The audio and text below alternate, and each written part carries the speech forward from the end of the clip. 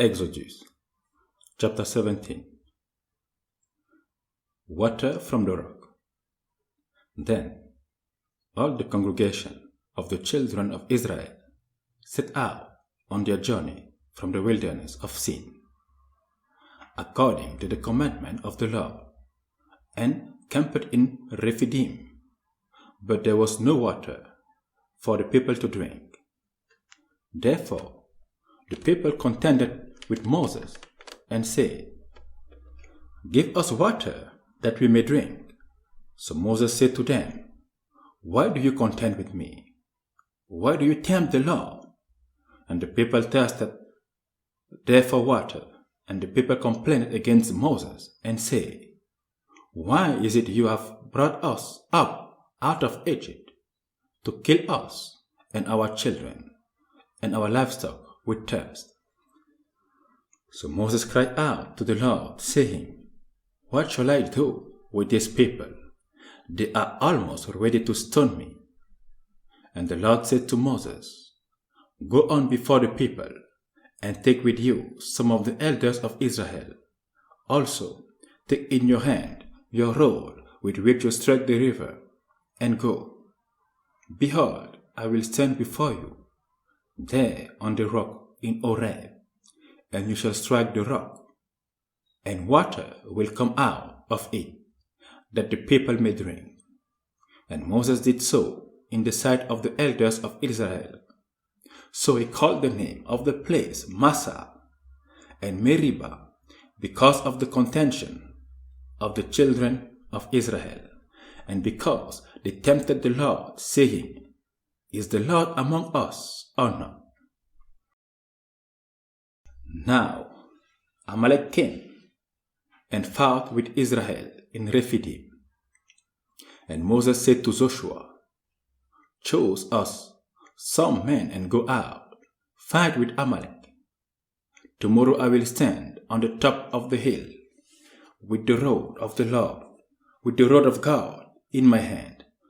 So Joshua did as Moses said to him, and fought with Amalek. And Moses, Aaron, and Hur went up to the top of the hill.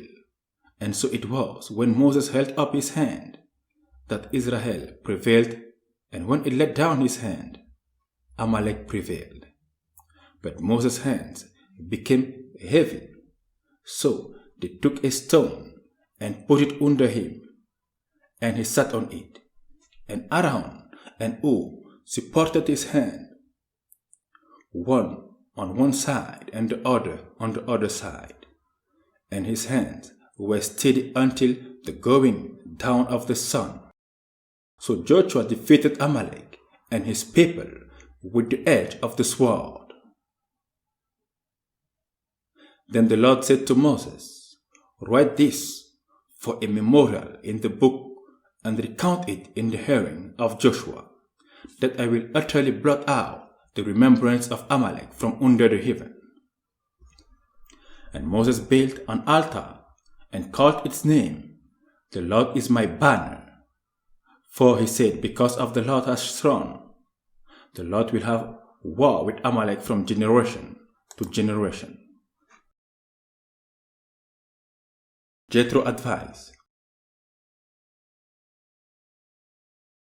And Jethro, the priest of Midian, Moses' father-in-law, heard of all that God had done for Moses and for Israel his people, that the Lord has brought Israel out of Egypt.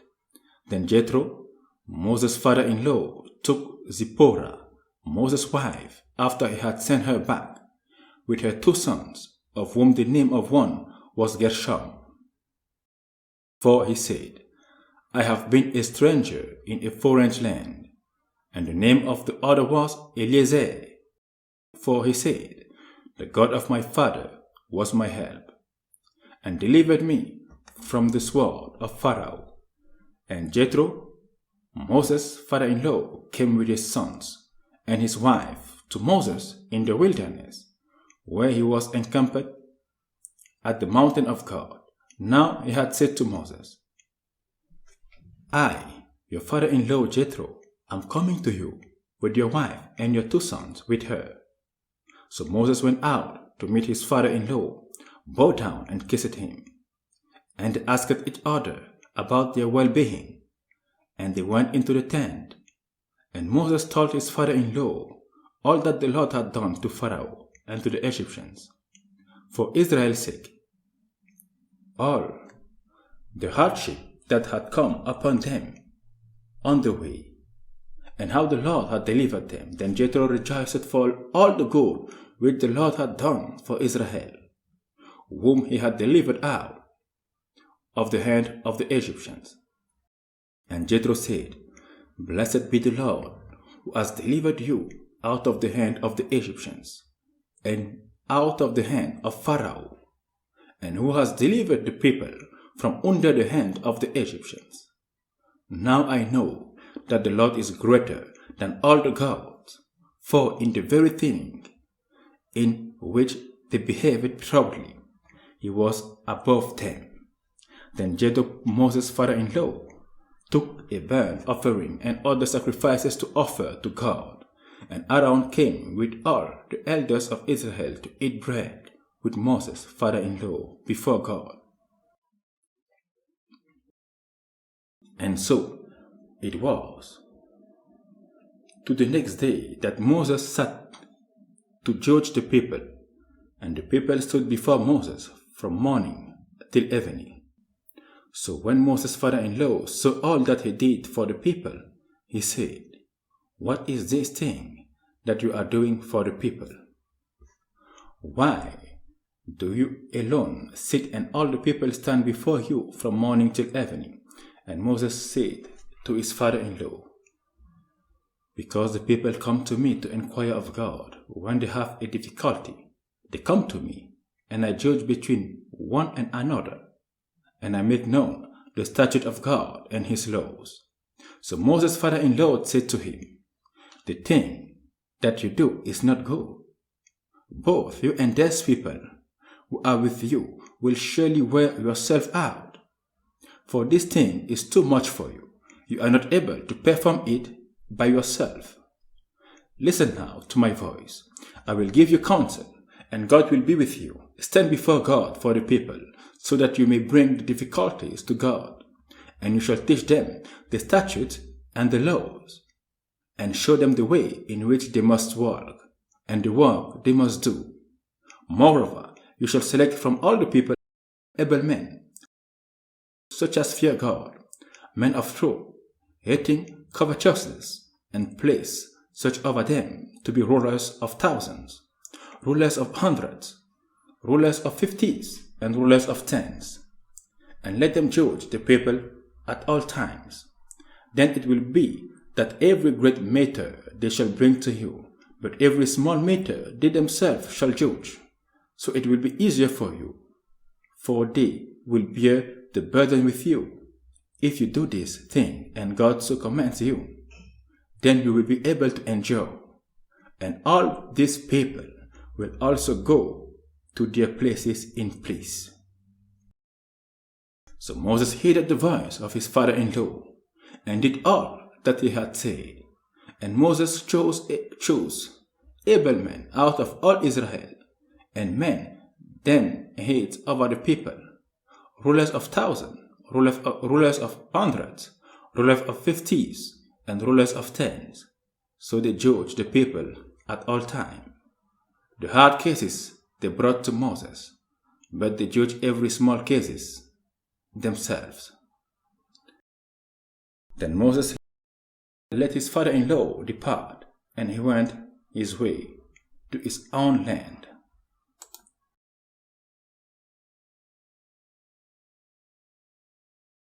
In the 3rd month after the children of Israel had gone out of the land of Egypt, on the same day they came to the wilderness of Sinai, for they had departed from Rephidim, had come to the wilderness of Sinai, and camped in the wilderness. So Israel camped there before the mountain, and Moses went up to God, and the Lord called to him from the mountain, saying, Thus you shall say to the house of Jacob, and tell the children of Israel, You have sinned what I did to the Egyptians, and how I bore you on eagle's wings, and brought you to myself. Now, therefore, if you will indeed obey my voice and keep my covenant, then you shall be a special treasure to me above all people. For all the earth is mine, and you shall be to me a kingdom of priests and a holy nation. These are the words which you shall speak to the children of Israel. So Moses came and called for the elders of the people, and laid before them all these words which the Lord commanded him. Then all the people answered together and said, All that the Lord has spoken, we will do. So Moses brought back the words of the people to the Lord. And the Lord said to Moses, Behold, I come to you in the thick cloud, that the people may hear when I speak with you, and believe you forever. So Moses told the words of the people to the Lord. Then the Lord said to Moses, Go to the people and consecrate them today and tomorrow, and let them wash their clothes, and let them be ready for the third day. For on the third day the Lord will come down upon Mount Sinai in the sight of all the people. You shall set bounds for the people all around, saying, Take heed to yourselves, that you do not go up to the mountain or touch its base. Whoever touches the mountain shall surely be put to death. Not a hand shall touch him, but he shall surely be stoned or shot with an arrow. Whether man or beast, he shall not live. Whether the trumpet sound long, they shall come near the mountain. So Moses went down from the mountain to the people, and sanctified the people, and they washed their clothes. And he said to the people, Be ready for the third day. Do not come near your wives. Then it came to pass on the third day in the morning that there were thundering and lightnings and a thick cloud on the mountain, and the sound of the trumpet was very loud, so that all the people who were in the camp trembled. And Moses brought the people out of the camp to meet with God, and they stood at the foot of the mountain. Now Mount Sinai was completely in smoke, because the Lord descended upon it in fire.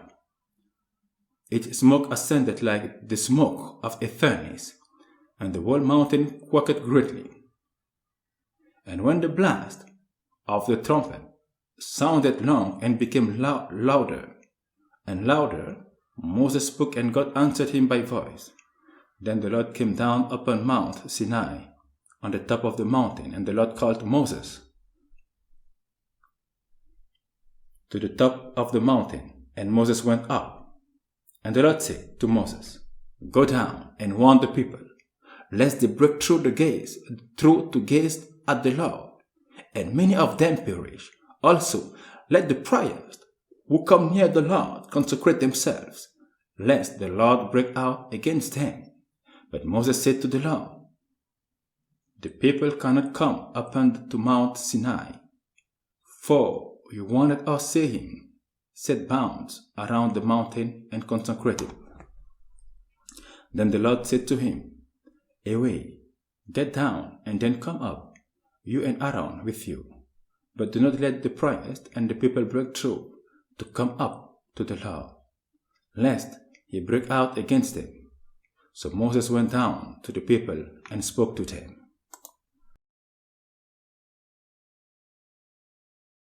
And God spoke all these words, saying, I am the Lord your God, who brought you out of the land of Egypt, out of the house of the bondage. You shall have no other gods before me. You shall not make for yourself a carved image, any likeness of anything that is in heaven above, or that is in the earth beneath, or that is in the water under the earth. You shall not bow down to them nor serve them, for I, the Lord your God, am jealous God, visiting the iniquity of the fathers upon the children, to the third and fourth generation to those who hate me, but showing mercy to thousands, to those who love me and keep my commandments. You shall not take the name of the Lord your God in vain, for the Lord will not hold him guiltless who takes his name in vain.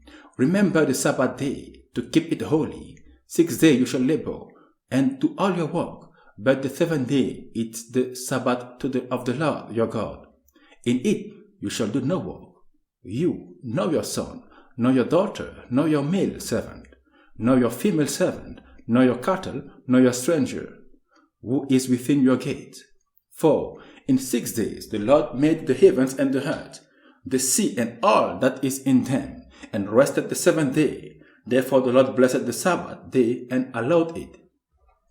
Honor your father and your mother, and that your days may be long upon the land which the Lord your God is giving you. You shall not murder. You shall not commit adultery. You shall not steal. You shall not bear false witness against your neighbor. You shall not covet your neighbor's house. You shall not covet your neighbor's wife, nor his male servant, nor his female servant, nor his ox, nor his donkey, nor anything that is your neighbor's. Now all the people witnesses the thundering of lightning flashes, the sound of the trumpet, and the fountain smoking. And when the people saw it, they trembled and stood afar off. Then they said to Moses, You speak with us, and we will hear, but let not God speak with us, lest we die.